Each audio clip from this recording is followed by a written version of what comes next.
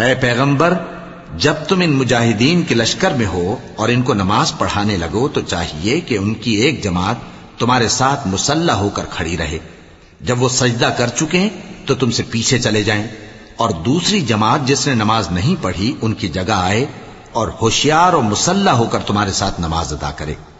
کافر تو چاہتے ہی ہیں کہ تم ذرا اپنے ہتھیاروں اور سامان سے غافل ہو جاؤ کہ تم پر یکبارگی حملہ کر دیں، اور اگر تم بارش کے سبب تکلیف میں ہو یا بیمار ہو تو تم پر کچھ گناہ نہیں کہ ہتھیار اتار رکھو، مگر اپنا بچاؤ ضرور کر رکھو۔ اللہ نے کافروں کے لیے ذلت کا عذاب تیار کر رکھا ہے۔ پھر جب تم یہ نماز تمام کر چکو تو کھڑے اور بیٹھے اور لیٹے ہر حالت میں اللہ کو یاد کرو۔ پھر جب تم مطمئن ہو جاؤ تو پورے آداب کے ساتھ نماز پڑھو۔ بے شک نماز کا مومنوں پر اوقات مقررہ میں ادا کرنا فرض ہے۔